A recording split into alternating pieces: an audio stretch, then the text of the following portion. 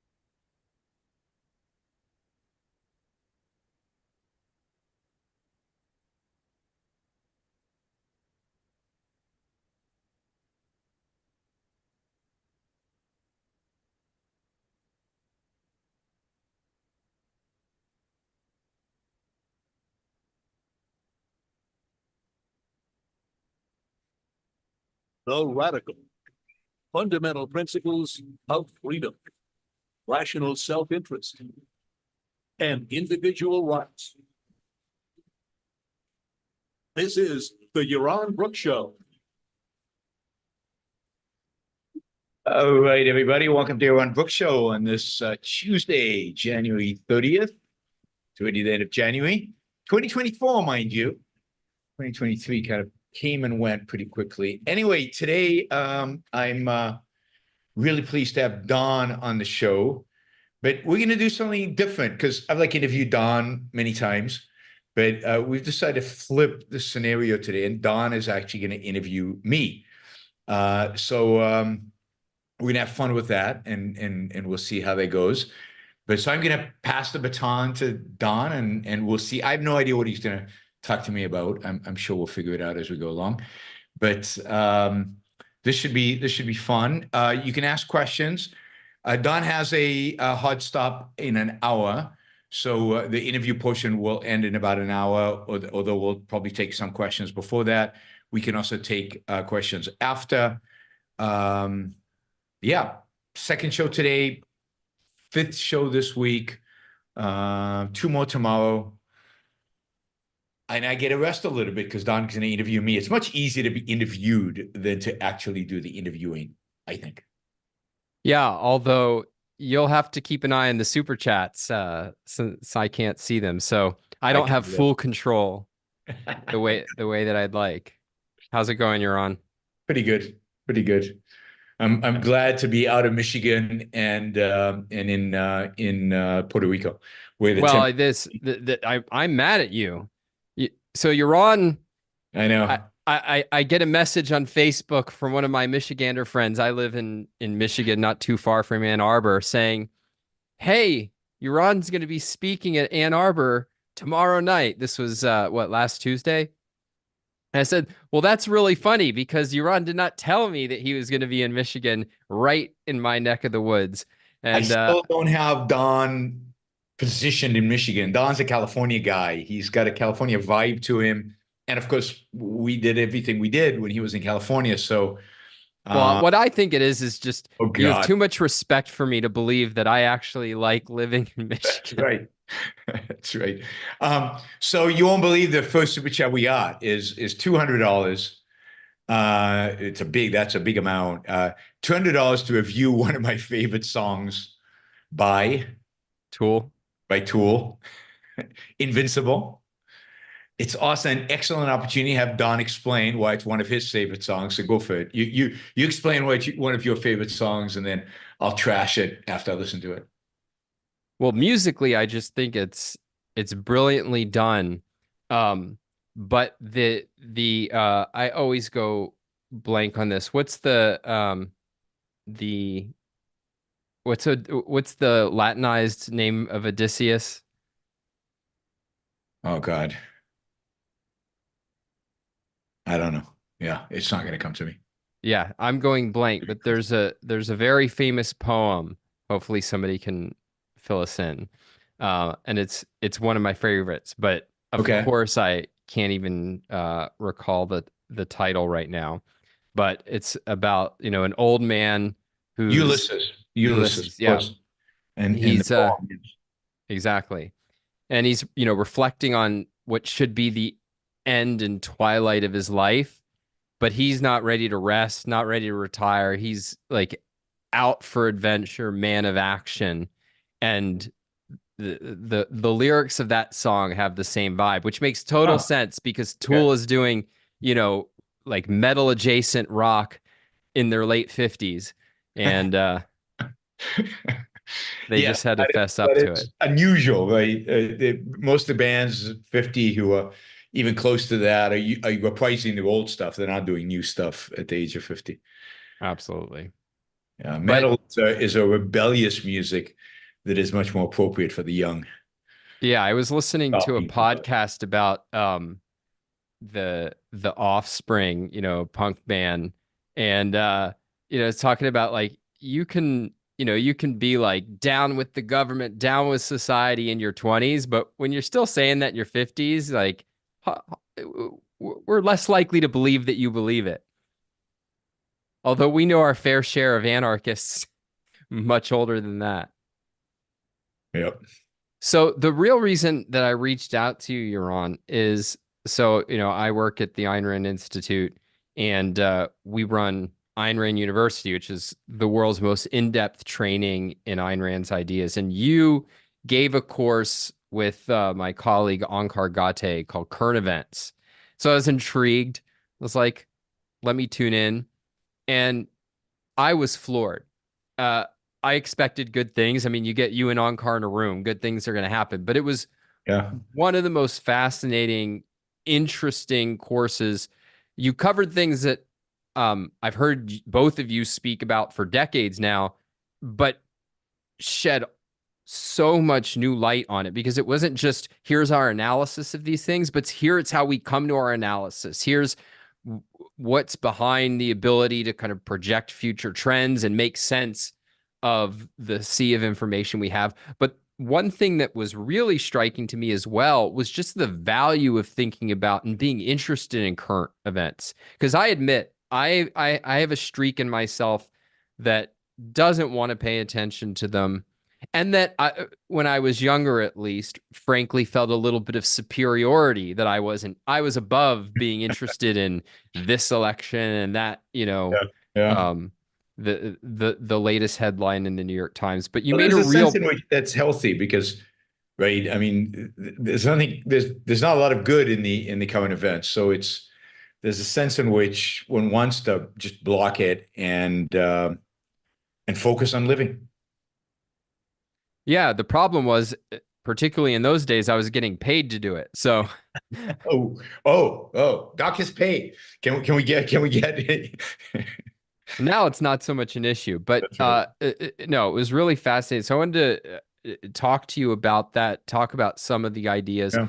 um, and and make a little pitch also. I mean, you're going to be speaking not on this topic exactly, but sort of your take on the world today at our annual summer conference in Southern California in Anaheim this year, which I'll be at. It's called OCON. We'll talk about that Yeah. later, but it's a great chance to see Yaron live, spend some time with him, with me, with a whole bunch of other. I mean, it's the world's largest gathering of Ayn Rand fans, and it's really it's to me, it's always the highlight of my year. I kind of I have more dreams about OCON than I care to admit. It's usually me on stage going, "What am I talking about? Oh my God, what was I supposed to say?" Um, Oh. So the course was yeah, it was a lot of fun. Partially because I get to do it with Anka, who is brilliant, and I always feel like, okay, if I miss the point, if I don't cover the full thing, I know Anka will cover, fill in the blanks. And I think seeing the same the other way around, we both kind of complement each other really nicely. So there was a lot of that. But I think the thing that really made the course special is that we had everybody reading Ayn Rand on current events, and she's the genius, right? I mean, she is the one who article after article after article just nails it in a way that every time I reread her articles, I find surprising and interesting and different. And that's why people ask me, what would Ayn Rand think of X? And I go, whatever I can think of, she would potentially contradict me completely. But even if she agreed with me, would think of it from a completely different perspective and far deeper and see connections that I just don't see.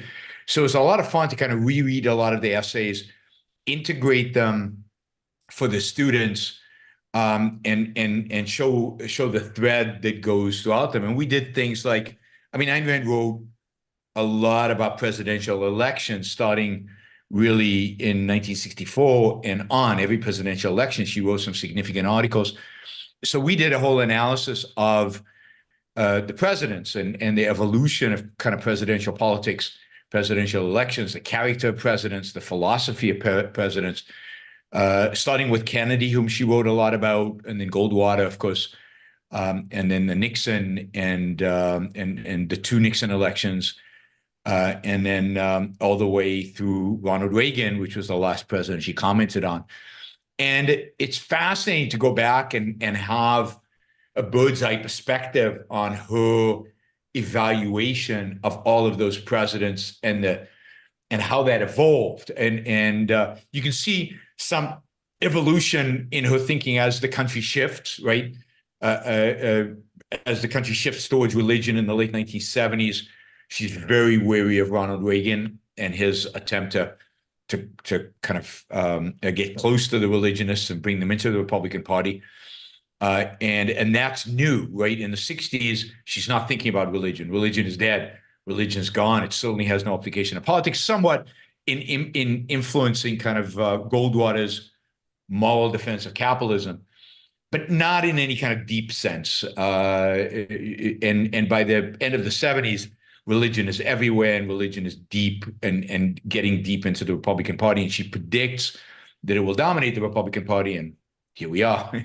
And it is dominating the Republican Party. So it's fun to kind of be able to do that arc, and then in addition to that, we took on particular topics around different issues that related to current events at the time. We talked about 9/11 and war. And so we brought in her articles on Vietnam. And so we talked about all the work we did at ARI around 9/11. And, but why 9/11 was so pivotal, why it was so important, and why it had kind of the impact politically, and how we thought about 9/11 and how to think about it.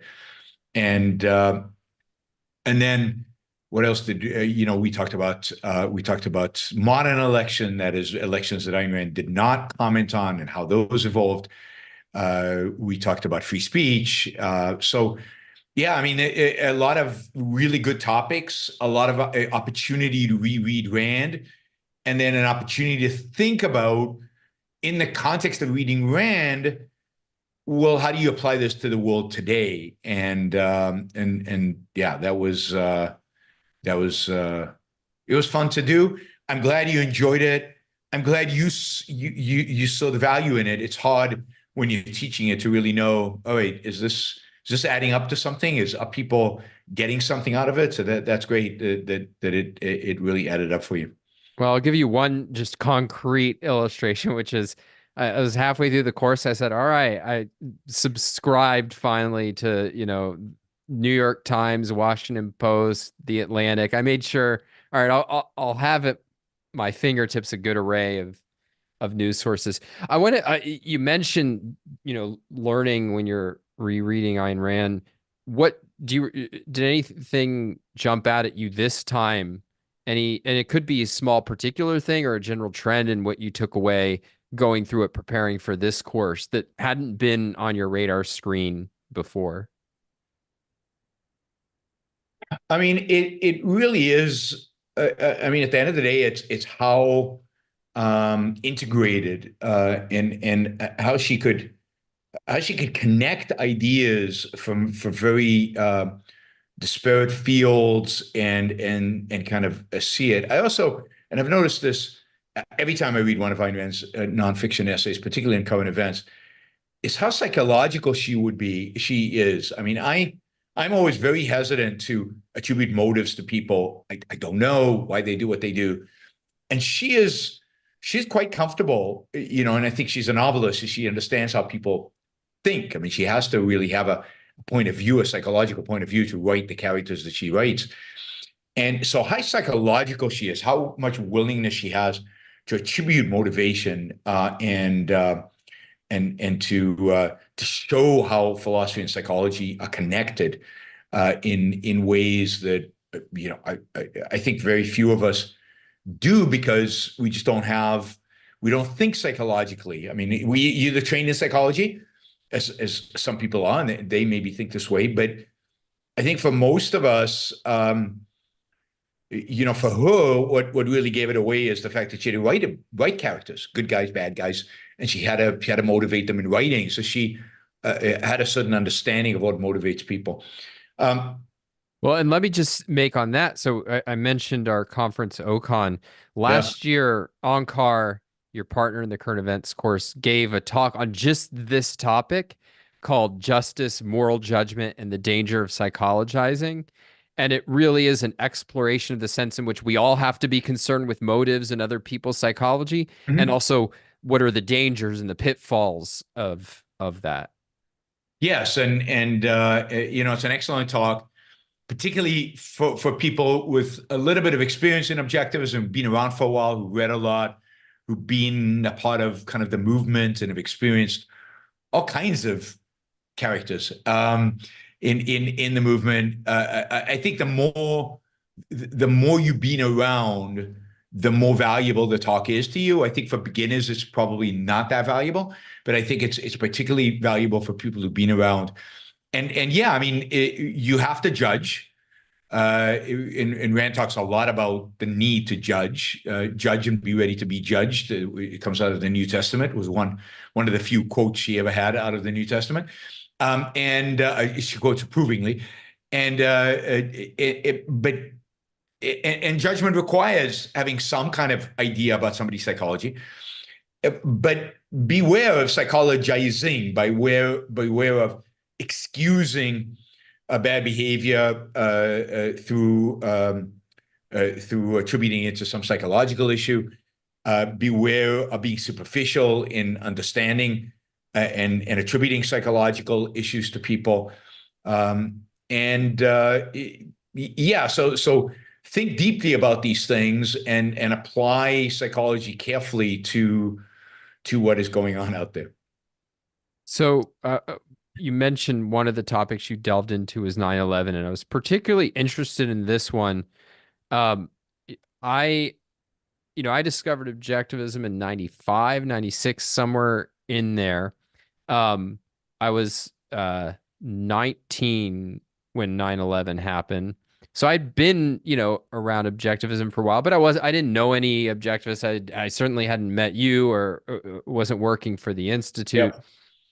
And, thought I knew it all and thought, oh, this is all kind of obvious.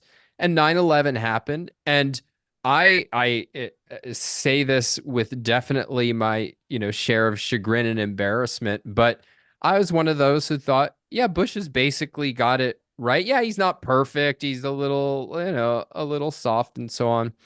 And, this went on for a couple of years until in 2003, I think it was 2003. It might have been 2004, but I think it was 2003. I went and saw Leonard Peikoff speak at the Ford Hall Forum. It was the first time I had ever seen him live. It was the first time I had seen him speak. And he gave a talk called America versus Americans, which was his comment on 9/11 and its aftermath. And my experience, and he definitely had a searing, negative, condemnatory take on Bush.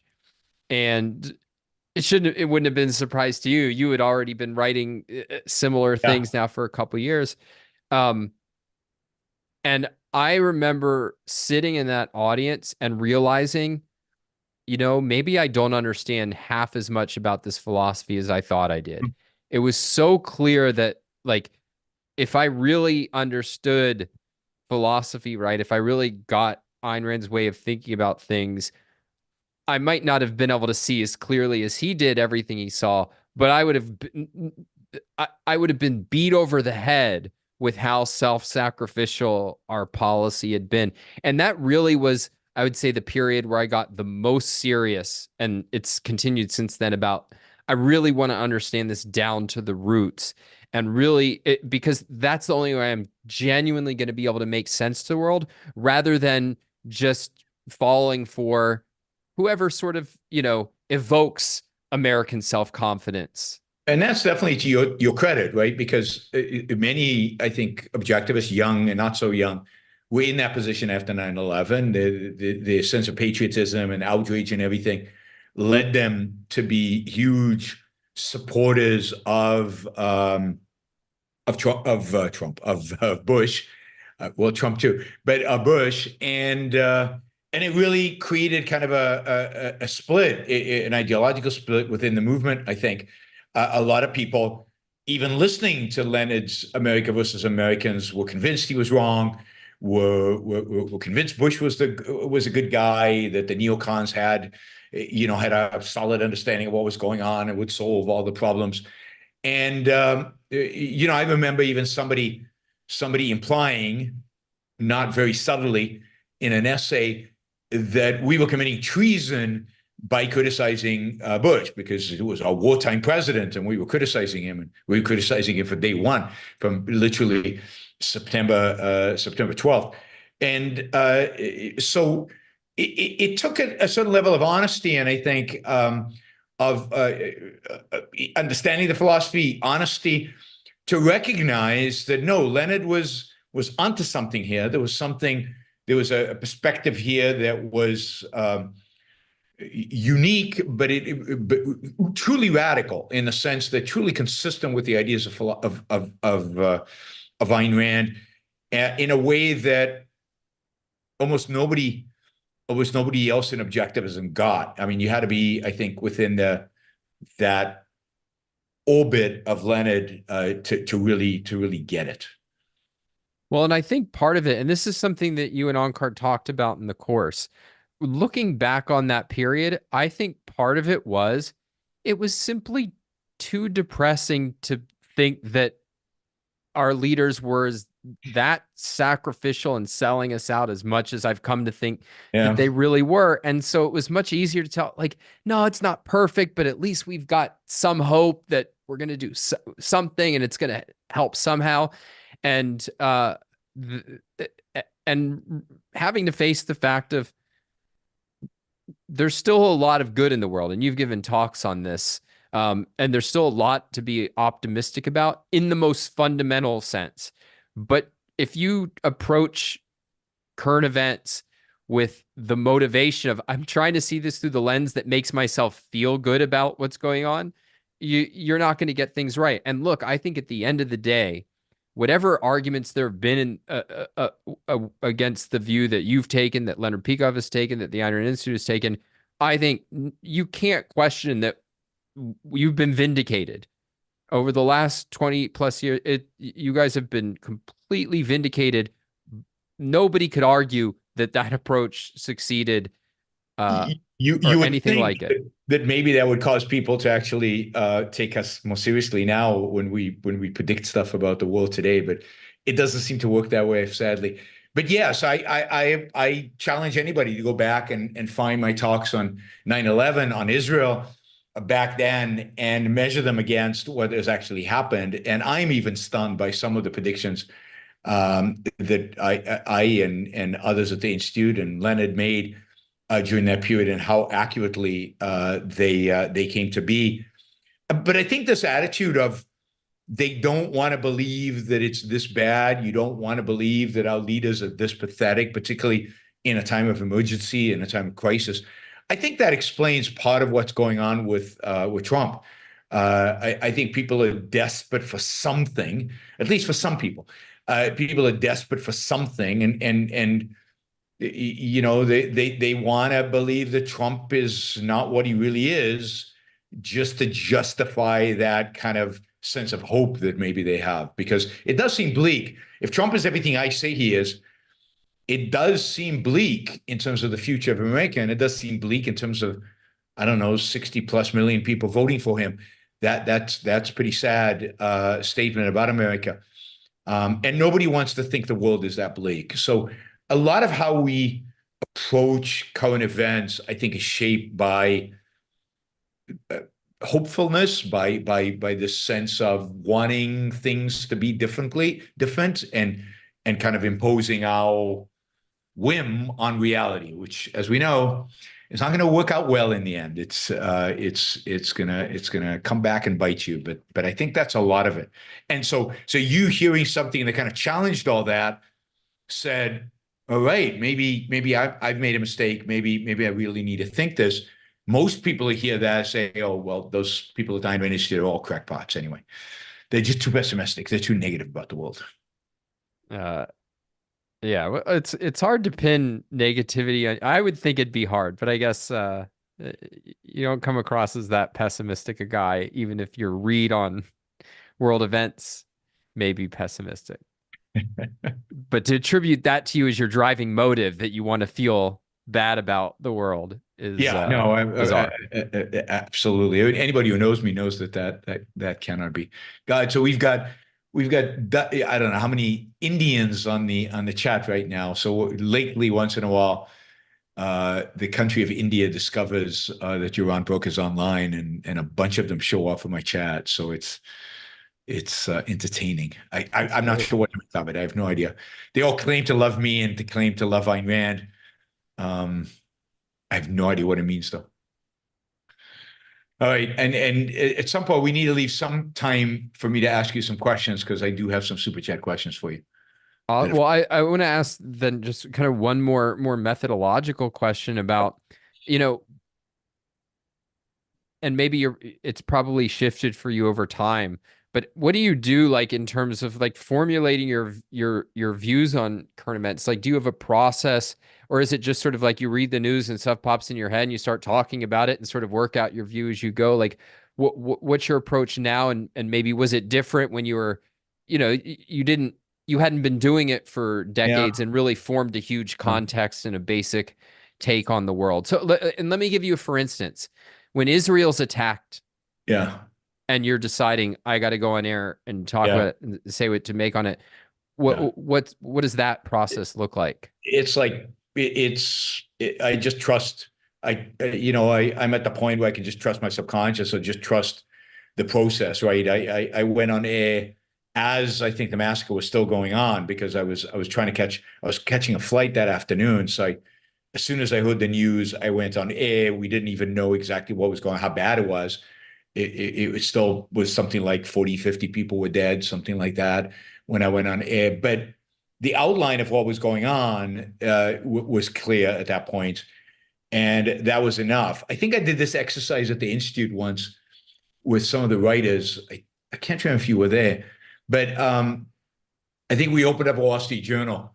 Like, we laid out a Wall Street Journal on a page, and I basically went, all right, this is what I'd say in this story, just reading for the headlines. This is what I'd say in this is what I'd say in this. I had already an opinion about each one of those. I couldn't do the number of shows I do today without being able to do that. If I had to really deeply think about each one of these stories, but it's so well integrated now that I don't, right? So I can think while I'm speaking. That doesn't mean I don't make mistakes. I probably make more mistakes than I would otherwise, because it is just coming out like that. And I probably missed some points that I would make if there was more time to really consider it and really beef it up. As I said, one of the advantages of having on-call there was that he would always fill in and cover the things that I didn't. But so I remember one of the questions was, because other of the writers at AOI want to be able to do the same thing. One of the questions was, well, okay, so how do we do this? And my answer at the end is, I really don't know. I have a a particular skill set, a particular mind that is very good at integration. And I've been reading the news and dealing with current events since I was a teenager, integrating with objectivism since I was 16, and caring about the world and caring about current events since I was, since I can remember myself, really. Living in Israel, I think, does that to you because there's so much going on and so much of it is important. And so I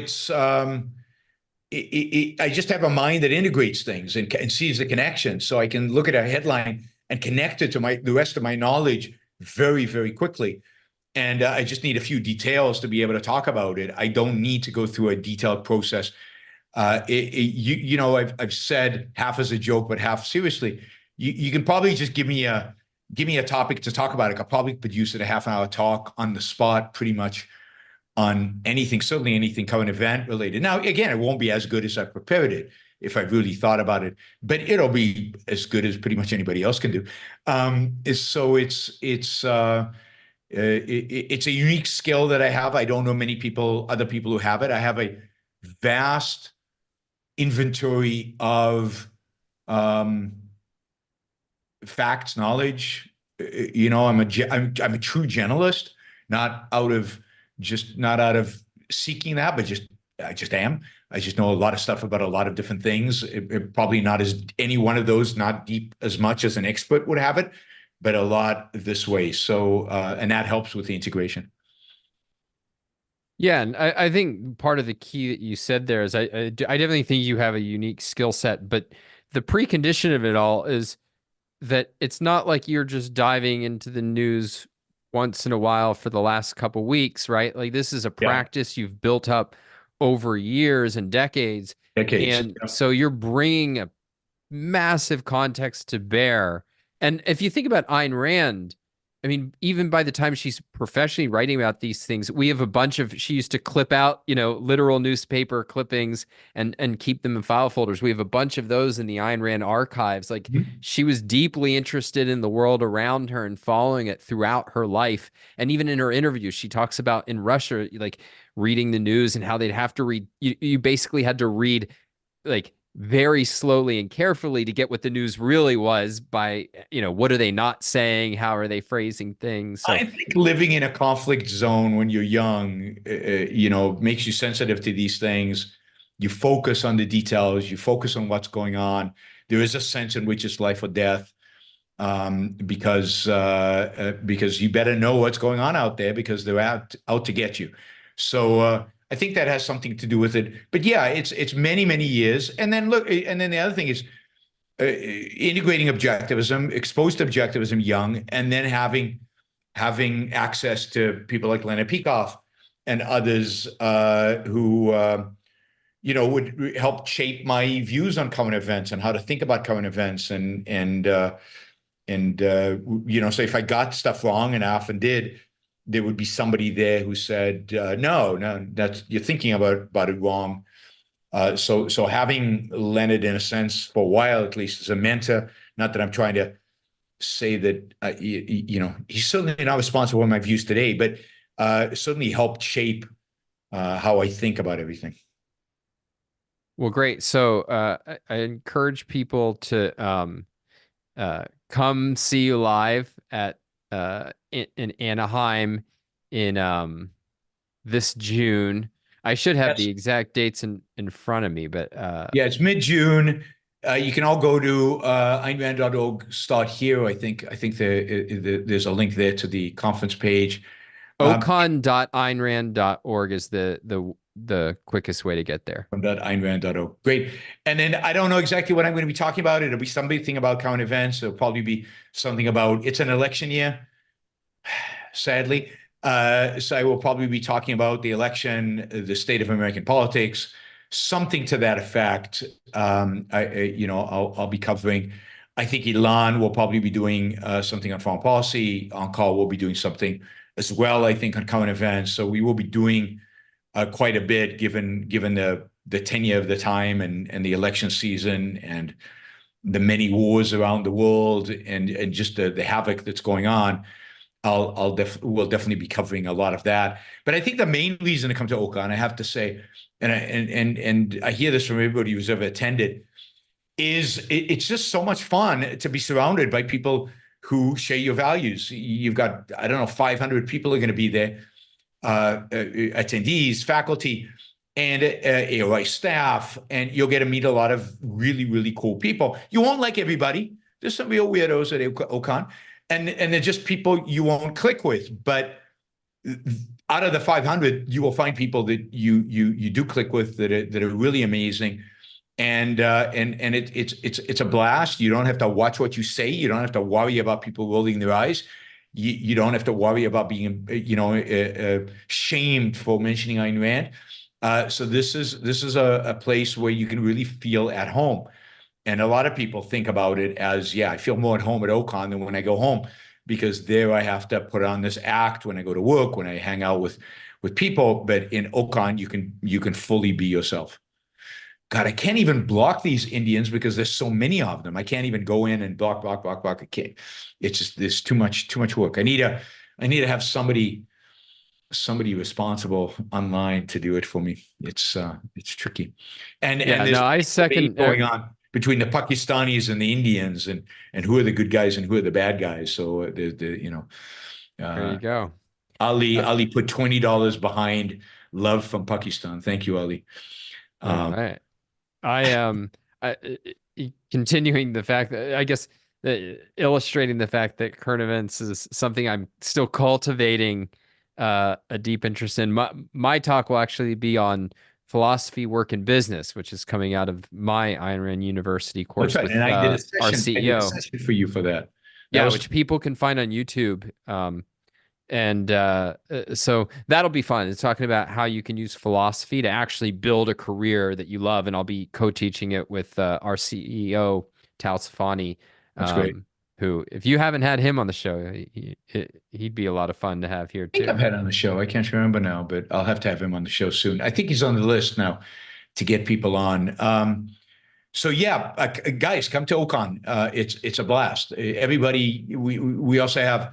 I do a show from OCON, so all the YBS fans get together and we tape a show and we do a show live, and it's just a lot of fun, and you'll meet one another. A lot of you will meet one another, which is great.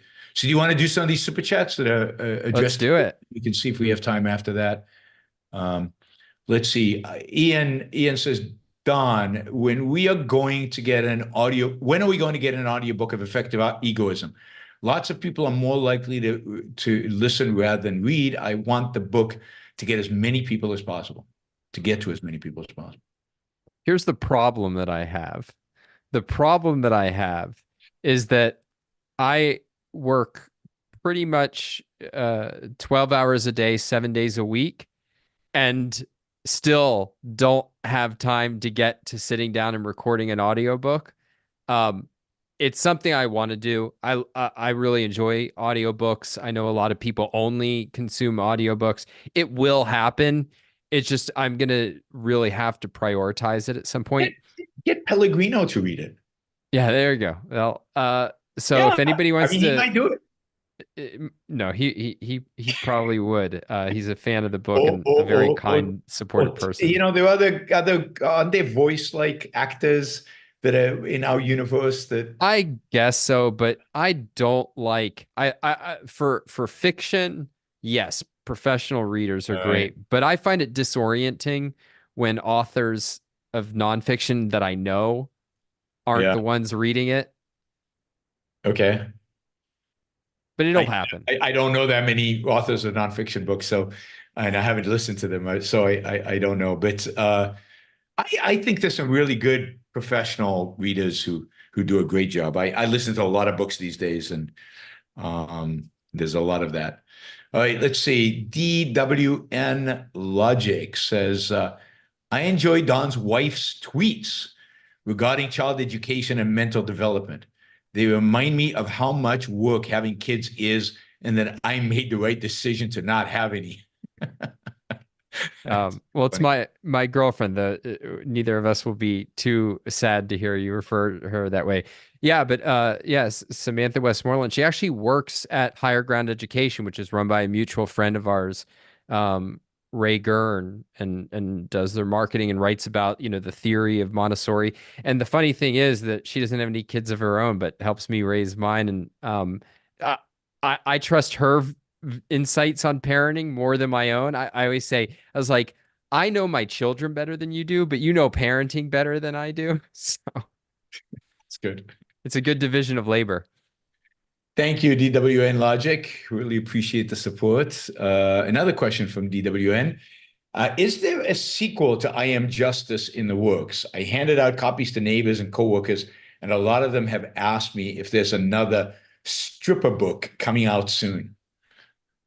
Yeah, so this is a novel that I published, gosh, 3-4 years ago, something like that. And immediately after I wrote it, I drafted a follow-up to it. And the basic idea is really good. The sequel exists and the idea behind it is good, but to get the finished product is going to be a lot of work. And I have to say, don't hold your breath, but I hope someday I get around to finishing it. Good. Yeah. He's working too hard at the Ayn Rand Institute to write novels. Well, that's the problem. I've always dabbled in side projects, and it's because I've always enjoyed what I've done, but it's either not been financially remunerative enough to put food on my plate, or it's just there was something missing in my creativity outlets. Now the problem is I have a side project, but nothing is missing. I have the greatest job I've ever had. It's I do the marketing for ARI. I still do my intellectual work, which is sort of a side project because it's not quite an ARI project. But it's hard to fit in something as all consuming as a book. I mean, the fact is, when I'm writing a novel, it's living in my mind, full time. Very, very hard to do that when I'm trying to. When I used to work with Alex Epstein, and he found out I was working on a novel early on, and he goes, "I want your shower thoughts." He was really worried about it, and he's like, "I want your subconscious to be going on how to help my company, when you're going on a walk or in the shower or something like that." And ARI has my shower thoughts now, so it's very it's hard to project when I could make space for a To book. get expired or something. Yeah. All right. Ann Senmi says, Don and Yaron, which are the most successful avenues for catching the attention of people who end up developing a strong interest in objectivism? Are there any that you'd like to see more work put into? So you're the marketing director now. This is a shower thought. What are the avenues for catching the attention of people who end up developing a strong interest in objectivism? I mean, this is what we think about full time at the Ayn Rand Institute. And there's no short answer to that. I remember, and I'm sure you've been party to as many of these conversations as I have, probably a lot more you're on, when we were trying to think of what's the right first book for people to read. And people would debate, is it ITOE or is it, maybe it's OPAR, maybe it's Atlas Shrugged, or they debate, who's the right people to go after? Is it religious people? Is it atheists? Is it conservatives? Is it libertarian? And the answer is those are all completely wrong, because it's people are diverse, and what will capture their attention, get them interested, are diverse. What will help them get to the next level of commitment is diverse. And so what you really have to do is be thinking about who are the audiences, where are they, and how can you reach them and help them take the next step on their journey and encourage them to take the next step in the journey. And I mean, basically that's what we focus on full time at the Institute. And I'll say, I think we have a pretty darn good idea of once somebody's been ignited by Ayn Rand and wants to learn more. I mean, we have the largest free collection of Ayn Rand material, Leonard Peikoff material. We have the world's best training in objectives, and we have everything that you need once you hit that point. And we have one of the best tools to get people ignited, which is we give away hundreds of thousands of free copies of our books and have some of the biggest essay contests on the planet to encourage people to read them. But I think what's, the missing ingredient is really we need a lot more people, and not even a lot more people, but we need a few more people who are really, really good at that, what we call top of the funnel. It's reaching those big audiences and getting them interested so that they read the novels and then want to take that next step of learning more. It's not that we can't improve on the other things, but that's what I consider the unsolved problem. But that's really the unsolved problem of how do you become a famous advocate of ideas? That's a hard problem to solve. And there is no the solution. It's very individualized. What made Alex Epstein successful is not what made you successful, Yaron. It's not what's going to make the next person who blows up and becomes really well-known successful. There's certain universal principles of how you build an audience. And part of what I do, both as somebody who trains intellectuals and as a marketer, is I think a lot about and teach a lot of those principles. But how it works for any one person, they have to think about who they uniquely want to reach, what their unique message is, what their unique platform is. And, you can't centrally plan that. Absolutely. I think actually, I think this show has attracted a number of people who've turned out to have strong interest in objectivism and turned out to be perspective intellectuals. So I think quite a few of the AIU and quite a few of our new intellectuals are now graduates of the Yaron Book Show, or introduced to the ideas of Ayn Rand, or at least developed through this. The only challenge now is that we're too small, so we're not reaching enough people. But once we get the people we get are very high quality people, and a lot of them, good things happen. So we need to go from 36,000 subscribers to a million subscribers, and that's a revolution in and of itself. Yeah, I mean, aside from word of mouth, which still is the biggest way people hear about Ayn Rand, a friend, a family member recommends them the book. The one name that dominates the list as the way that people got interested in objectivism is they discovered you some way or another, and it got them in there. And I mean, that's, do we need lots of people, or we need to make me much, much bigger, or all of the above. But for those who support your show, they should, who think that that's a positive outcome, it's support well spent, but because it really does make a difference. There's nothing wrong with preaching to the choir, but you by no means are only preaching to the choir. I think that's right. Certainly in Texas last Friday on my talk on Israel, there was a number of people who were not part of the choir there. That was such a good talk. The choir, and they were singing opposite me. What was that? That was such a good talk. Thanks. And part of what made it good, aside from just the content was interesting and illuminating, was when I was knowing that you were saying it to people who hadn't heard anything like this before. Yeah. Like it felt just like that is satisfying to me, knowing that like these ideas, which, I hear you talk about because I listen to your show and because I share, a lot of the viewpoint. I mean, I share all the major viewpoints, but most of them I learned from you. But to know that like people who have never heard this before were hearing it and hearing it in such a powerful way that it's such a depressing topic, but it was so, I didn't feel depressed. I felt really excited watching you deliver it. Yeah. I mean, one of the major fun aspects of it was that there were a bunch of people who supported me in general, right? Various students from Jewish organizations, pro-Israel organizations. There was a bunch of Jewish Israeli entrepreneurs in the audience, right? Who I knew basically supported my view, but they'd never heard anything like this, right? They generally, we're pro-Israel, we get it, those are bad guys, we're the good guys. But they never have heard anybody actually articulate a moral defense and an articulate moral defense. And you could tell that they were on the edge of their seats. They were eating it up in a way that it's rare for an audience to respond that way. I got a standing ovation for that talk, which is rare at universities to ever get a standing ovation. And I think it's because they came in, we're going to support this guy. And they walked away saying, whoa, that we've never heard anything quite like that. So it was a lot of fun. I enjoyed it. I enjoyed it a lot. You know, and I suspect here's one reason why you're on. I mean, besides the generality that it was a good talk. Yeah. One of the things I've noticed seeing hundreds and hundreds of answers to how people got interested in Ayn Rand, what appealed to them. Because as a marketer, you're always really interested. What captured your attention? You know, you want to guess which one word comes up probably more than any other? What it was about Ayn Rand that captured them? And I don't mean the novel specifically, but when they talk about like saw a video by Ayn Rand or her Clarity and certainty, something like that. certainty. Certainty. Her certainty. And I think that came through the moral certainty that you had about Israel, which even Israel does not doesn't have. Clearly does not have. Yeah, I think that's right.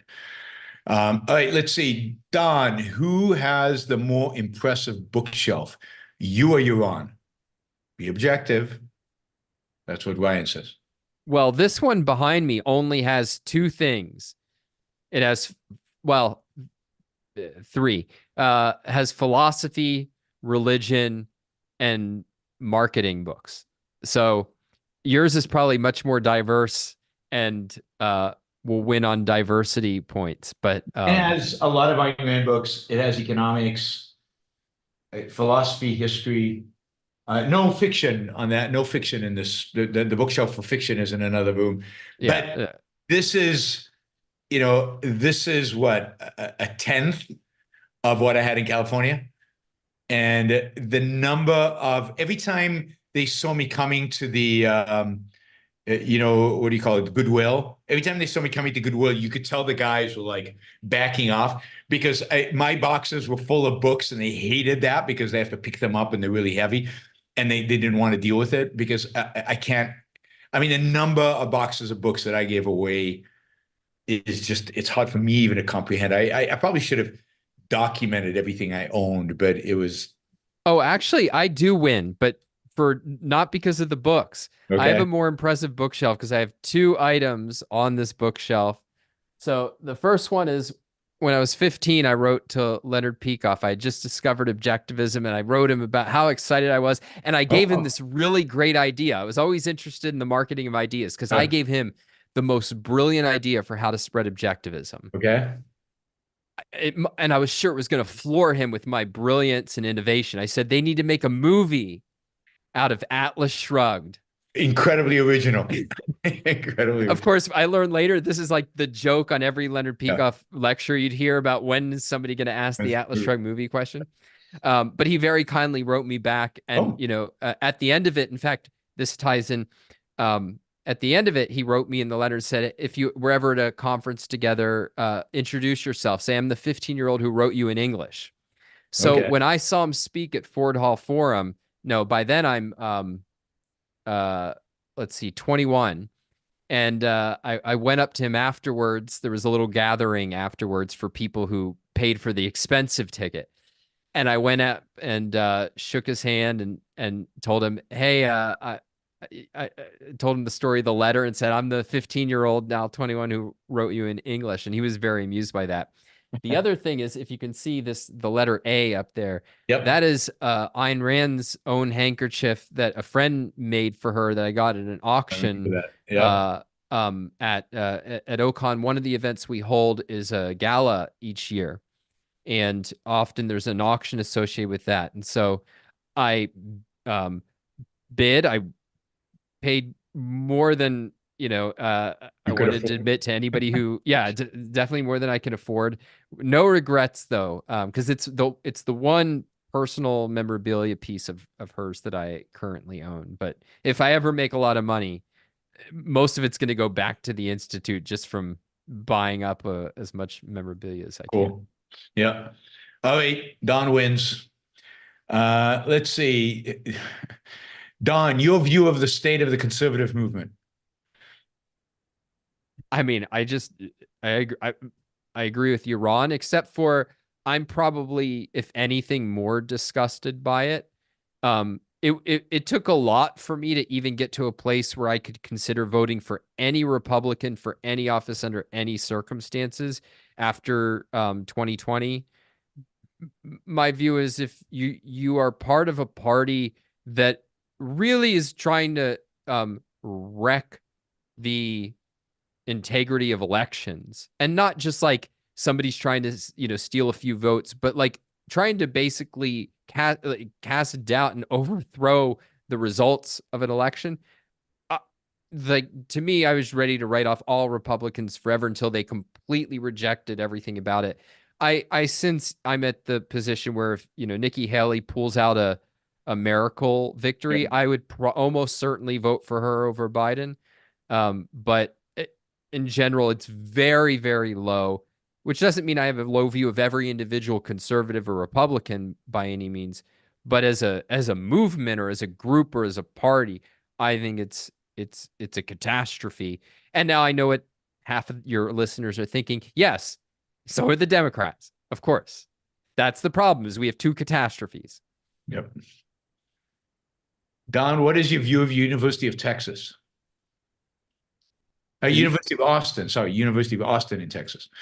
I don't know enough to have a fully worked out view. Some of the people associated with it, I have enormous respect for. I mean, particularly Barry Weiss. She's as good as a non-objectivist public intellectual can be today. I learn a lot from her. I admire her courage and articulateness. It doesn't mean I agree with everything she says. Yeah. But there's people like that involved in it.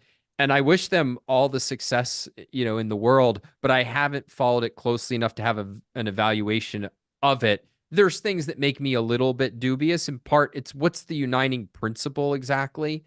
And she's tried to articulate, I think, a pretty good attempt at a principle, but it's not obvious to me that that's really shaped everything they're doing. But again, I'm not following it closely, so I'm willing to be corrected, and I'd be happy to be corrected if there is a much better, more articulated philosophy that I would agree with. I really think it's to be determined. Any organization that has Sohaba Maori associated with anything that they do is suspect in my mind.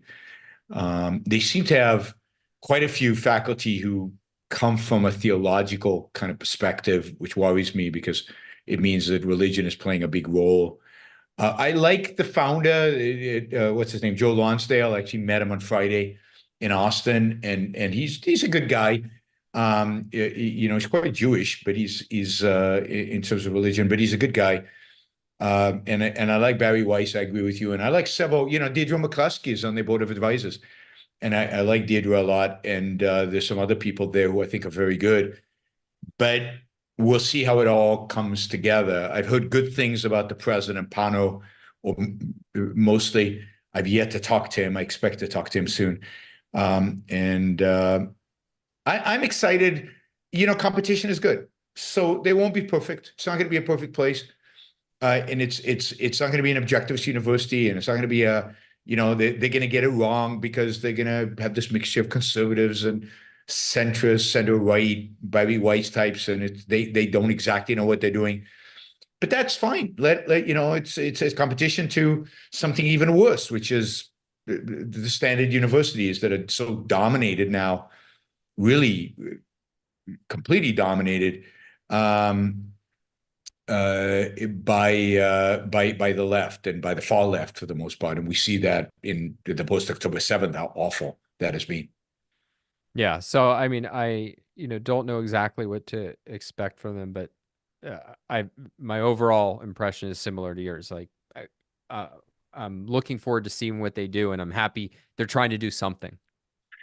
All right. So I think final question of the questions. This one is for Don directly. This is from Jeff Freemiller, chef extraordinaire. If you haven't, next time you go to New York, you let me know and I'll refer you to his restaurant. I mean, he really is spectacular. He writes, Don, do you have a similar love of restaurants to Yaron? Where do your tastes in food overlap?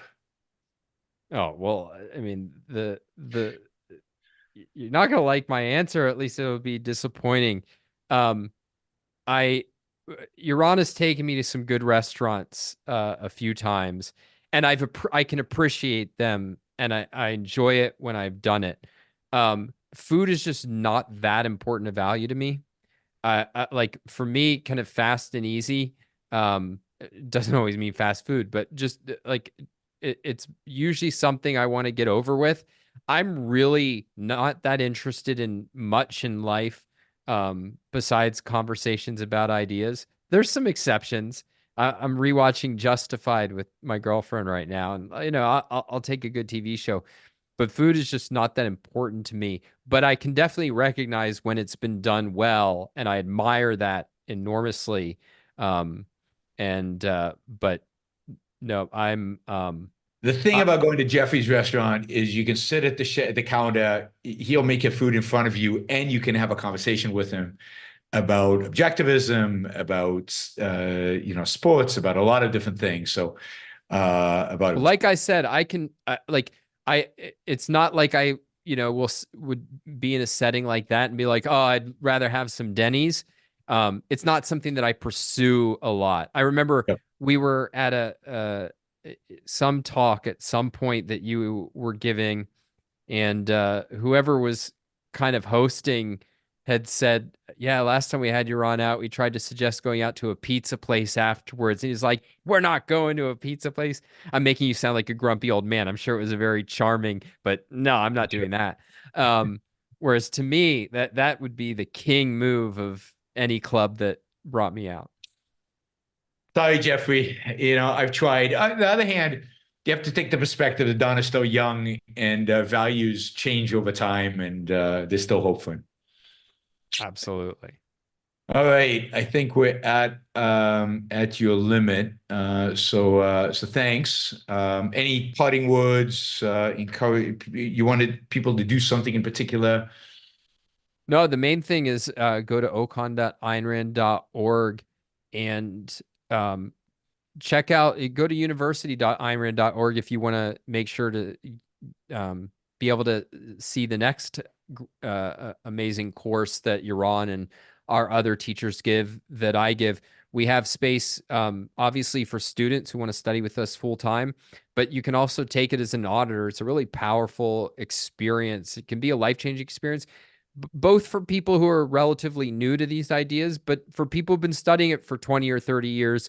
There really is an endless wealth of knowledge that the experts who are teaching there have gathered, and to me, it's just there's no better place to learn.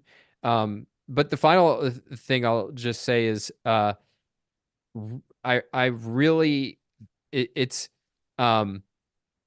as much as I love listening to your show, I love it even more when I've first gone and delved into the stories and kind of thought, what's my take going to be? And then compare it to what you come up with. It makes me get so much more out of it. And it makes me appreciate how what you do isn't obvious, even to somebody who shares your views, that the kinds of insights and the kinds of facts that you bring to bear, and the fact that you do it on such a rapid basis, it really made me admire it even more, because I'm always challenging myself. What would I do if I had to, comment on this right away? But it's a really good mental exercise. So I encourage people, look at what topics Yaron's going to cover that day, and just spend 15 minutes saying, yeah, what points would I make on these topics? And then test your knowledge against the best.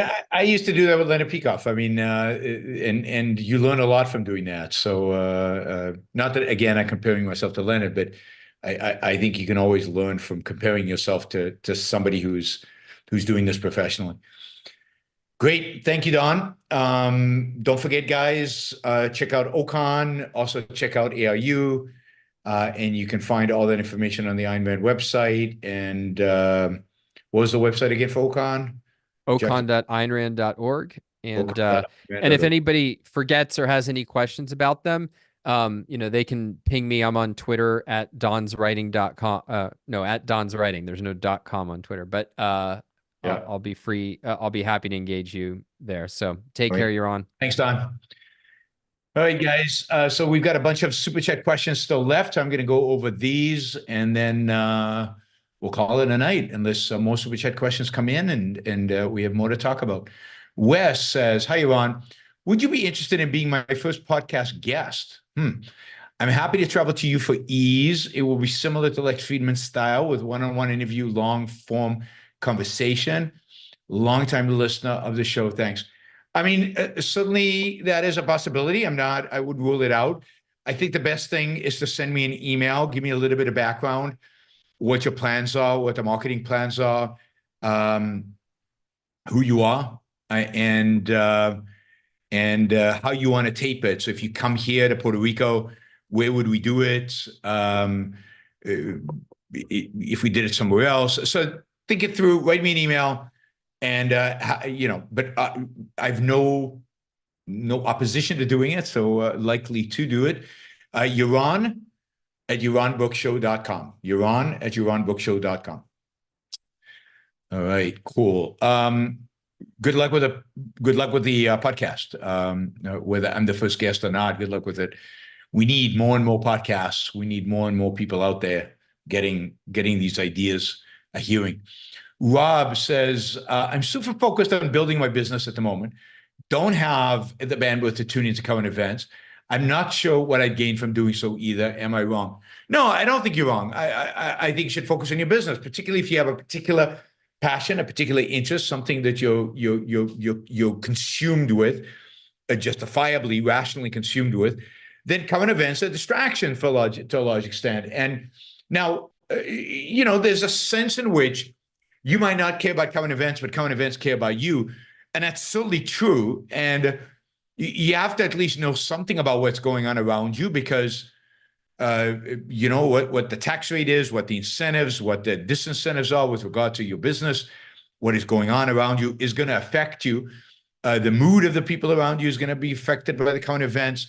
And one way or another, the kind of stuff that happens in Washington affects all of our lives, whether we like it or not. But you have to put it into context. How important is it? How much of an effect is it? I have a limited number of hours in a day. Right now, I have to devote all the hours in my day to getting my business off the ground. Go for it. Don't feel guilty about it. Don't apologize for it. Go for it. I will say one of the reasons I'm doing the news roundups in the morning is for people who want to have a sense of what's going on in the world, want a quick take on it, don't want to have to read the newspaper, don't want to have to watch the horrible, disgusting, awful TV news, which I don't watch, and I don't encourage anybody to watch. I don't think anybody should watch them. So I do that. It's 45 minutes, and you get caught up on what's going on in the world. But again, 45 minutes is a lot of time, and you might not want to. And plus, it might just piss you off. It certainly pisses me off to be engaged with what's going on in the world. And you need not just your mental energy, but your emotional energy focused on building a business, and you can't be distracted. So I completely get it. And you'll probably at some point want to catch up on what's going on in the world, again, because it will affect you in one way or the other. But in the midst of pursuing passion, don't let the news let the news in if it's gonna hurt your ability to build a business. Richard, thank you, $166. Thank you for all you do, and in honor of all the trolls in the chat. Thank you, Richard. All right, trolls, you got him. You got Richard to get us over the target. So I appreciate that. Let's see, Andrew, how does Yaron maintain a benevolent universe premise despite focusing on so much negative content? Rand did too. Very few are able to maintain that deep, positive core attitude to life consistently. I think it's because I have a life that is, I have values. I the things that I love. I have a weight that I love. I have art that I love. I like doing this. I like interacting with you guys. I like talking and coming up with answers to the questions that you have. I like the challenge involved in that. I like going in front of live audiences. People ask me how I stay calm in front of these crazies, horrible people that are going nuts, and why I don't panic, or I don't get upset, or I don't. It just doesn't. It just doesn't. It's whatever irrationality they're exhibiting, it's their fault. I mean, it's their responsibility. It's on them. It doesn't affect my life. It doesn't impede on my ability. It saddens me that they're like that, because it does hurt my values. It makes it harder for me to pursue values, and for values to be achieved. But it's if you're focused on your values, and for me, part of those values are talking to you about what's going on in the world, then it doesn't really bother me. Once in a while I need a break, because once in a while the negativity in the world gets to me, particularly when I see, particularly when it's just constantly negative, and people who should know better are acting like idiots. But yeah, most of the time, my focus is on the good things that I have in my life. The world can go to hell, in a sense. Justin, why is alternative media filled with conspiracies? The private model seems to lead to more sensational and irrational media. We live in an irrational culture. We live in a culture in the decline. We live in a culture in which people's ability to think independently is in decline. We live in a culture where people are looking for answers, and yet they've been conditioned, I think, partially by religion, to look for simple answers, to answers that are emotionally appealing, that don't require too much thinking. Conspiracy theories fit nicely into that. The explanation for what is going on in the world that are not burdened by facts, not burdened with reality. The explanations for what's going on in the world that are simple, straightforward. The Jews did it. The pedophiles in Washington did it. You just come up with or the aliens did it, or the space laser did it, or whatever. You come up with a simple explanation, and the simple explanation is super convenient because it explains everything. It's a superficial, simplistic, but then can explain everything. Well, why is what's going on in Europe? Well, the Jews, of course. And why is this happening in UK? Well, the Jews, of course. I mean, it's an all-encompassing explanation, and that's the nature of conspiracies. They can explain everything, and facts don't interfere with the explanations. And I think we live in an era, we live in a time where there is elevated emotion among reason, where we want simplicity, we don't want complexity, we don't want anything we have to think through deeply about it. And of course, religion is what conditions people's psychology and mental capacity, thinking, to be like this, to expect simplified answers without explanation. The more religious a culture becomes, the more conspiratorial it becomes, the more emotionalistic it will become. Andy says, when is Justice coming back? It definitely felt like it was open for a sequel. Justice, what is Justice? You're talking about Don's book. He's not quite ready to write it, even though he's got the story and the outline is there. Justice says, why care about current events, culture, and politics? Why not just focus on one's own life and forget the world? Because the world is there. You live in it. Certainly culture you should care about, because culture has an impact on you. It's how people behave. It's the contour of the life you live. It's the music you listen to, the movies you watch. It's all of that. Culture matters.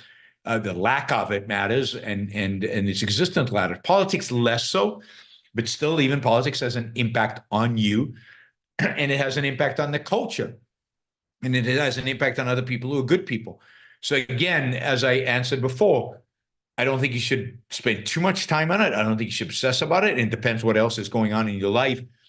But there certainly are contexts in which just forget about, ignore the politics, because there's nothing much you can do about it in the short run. Better to improve your life and make your life the best that it can be over the long run. Justin, why did new atheism fail? I think because atheism is empty. Atheism is just a negation of God. It doesn't have a positive agenda. People need to be inspired by something positive. They need to find purpose and meaning in life. They need to find purpose and meaning, and they need to find moral guidance to live their life. And the atheists didn't have that. At most they had was the the secularized version of Christian morality and Christian values. So the new atheists failed because they failed to present a positive, inspiring, meaning-filled alternative to religion. And so they might have become atheists for a while, and then they went back to religion to find meaning in it, or they gave up on meaning altogether and became cynics. But whatever it was, as a movement, the new atheism failed. Andrew says, in what is a part or parts of Rand's novels does Don read and still go, wow, because it's so rich in content, or just appeals to him? Yeah, Don's gone, so I don't know. We'll have to ask him when he comes back. Cat. Can I speak with you for 5 minutes after this guy? No. Why? Why do you need to speak to me? If you want to get in touch with me, Yaron at yaronbookshow.com. Send me an email. I don't just meet with people on Zoom or anywhere else. And why you? I don't know you. Everybody on here might want to have a one-on-one with me. I usually charge for that. So send me an email. Explain why you want to meet with me, what value for me there is in meeting with you, why I should make the effort, and then we can see. Daniel, and plus the way you behaved on the chat is a little ridiculous. I mean, very needy, and very, meet with me, talk to me, really. I mean, be an adult, and you make a request. And you don't exhibit this, neediness and nastiness. It's inappropriate.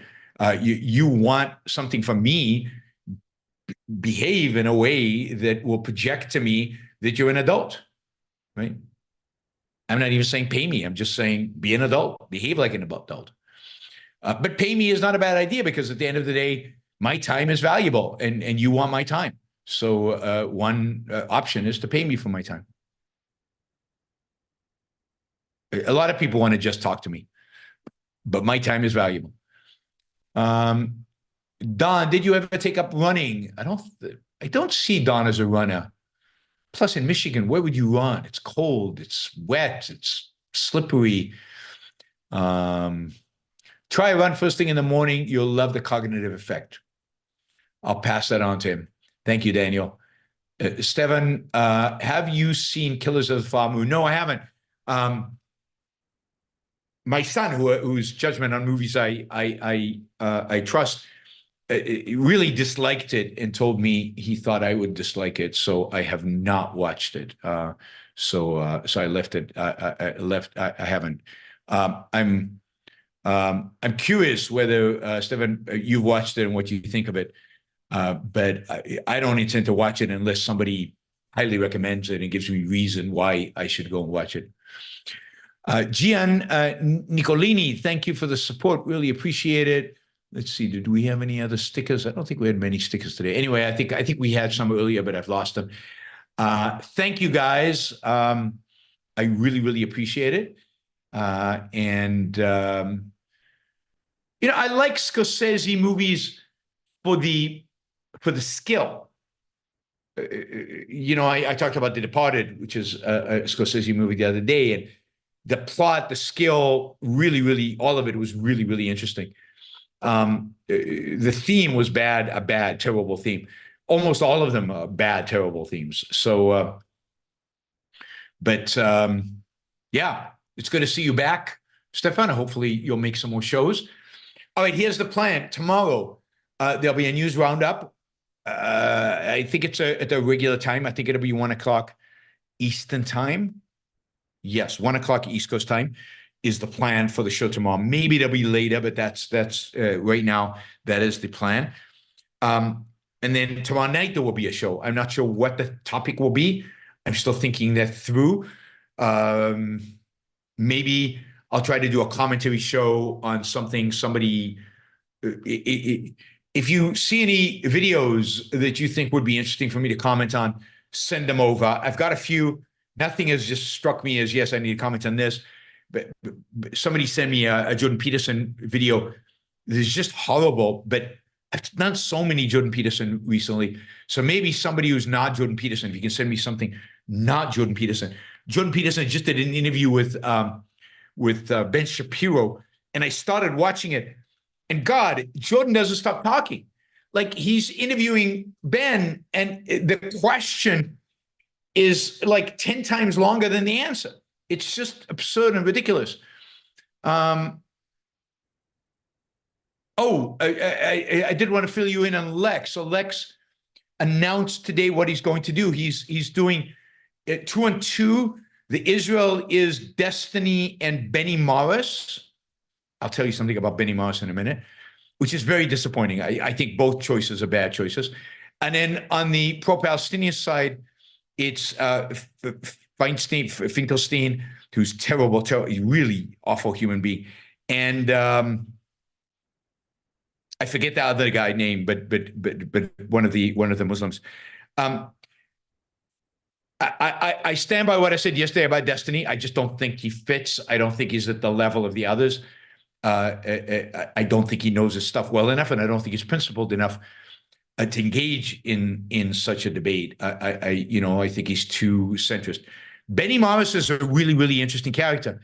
Benny Morris used to be, a long time ago, he was what you'd call a post-Zionist. And that comes, post-Zionism came from postmodernism. So he was a postmodernist historian of Zionism. And he wrote a lot of anti-Zionist stuff and a lot of revisionist history of Israel. History that I think a lot of it was false. And during the Second Intifada, he suddenly realized how evil what the Palestinians was doing was, or how evil the Palestinians were, what was really going on. And he backtracked, and he basically reframed everything that he had done previously in a pro-Israel kind of slant. But I don't think he completely retracted everything about his history that I think is wrong, and or other historians have found to be wrong. So Benny Morris is pro-Israel.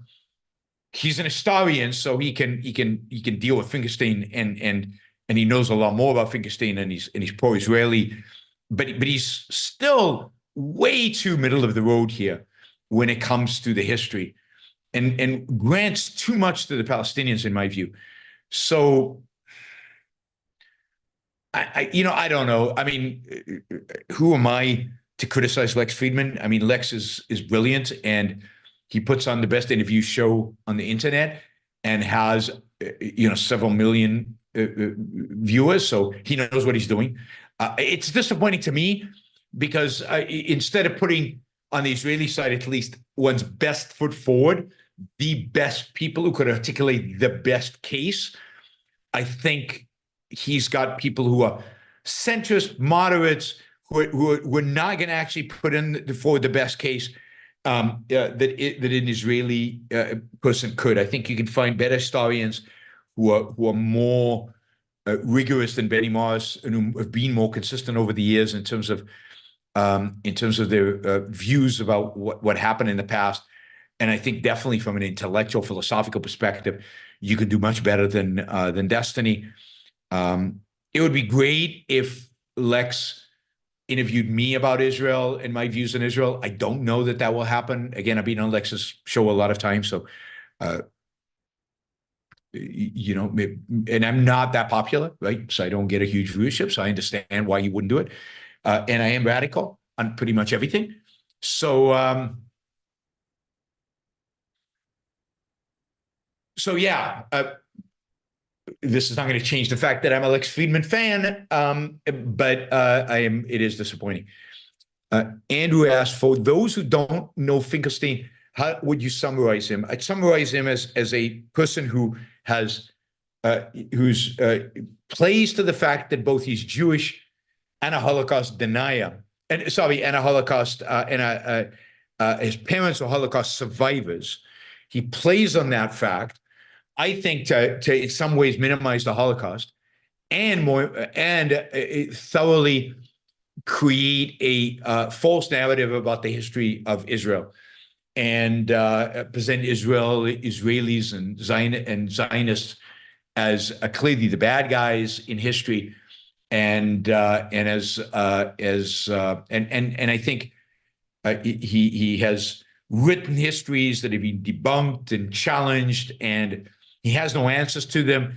But it doesn't matter. He's not about discovery of truth. He's not about what's actually out there. He is clearly and unequivocally about he's figured out a niche, and he's been on every single interview show, and he has had a long, successful career on basically establishing himself as the historian who is anti-Zionism and anti-Israel. There are others, but he is the American, and he plays. But you can't accuse me because my parents are Holocaust survivors, and so I don't know. I think the technical term is a scumbag, but he's not a good guy. Not a good guy. A user and a manipulator is what I think he is. But that is the bottom line of what he is as an intellectual.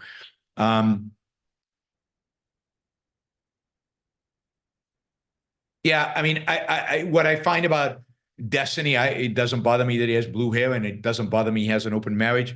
What bothers me is about Destiny is he has no principles.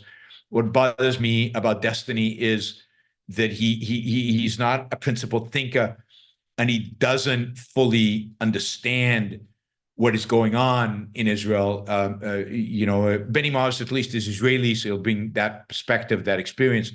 But Destiny, I just think, is superfluous there. What does he add? He doesn't add anything to a debate like that. He has no particular knowledge or particular skill set, other than he's a little bit of he used to be pro-Palestinian. He's moved to be more pro-Israeli. So he is more of a middle of the roader who could, if you want to create a situation where we come to some understanding at the end of the debate, then maybe Destiny's your guy, because he could again, he's more of a middle of the road in the sense. But look, he has a massive following. I don't, and a lot of the others. But if you're going to have like a commentator, somebody like Ben Shapiro, who has a massive follower and has a much deeper understanding of Israel and the moral, what is at stake morally, or Douglas Murray, who's excellent on Israel. So that's where we are, right? But again, I shouldn't expect much until I get to like 1 million followers, and we're a long way from that, guys.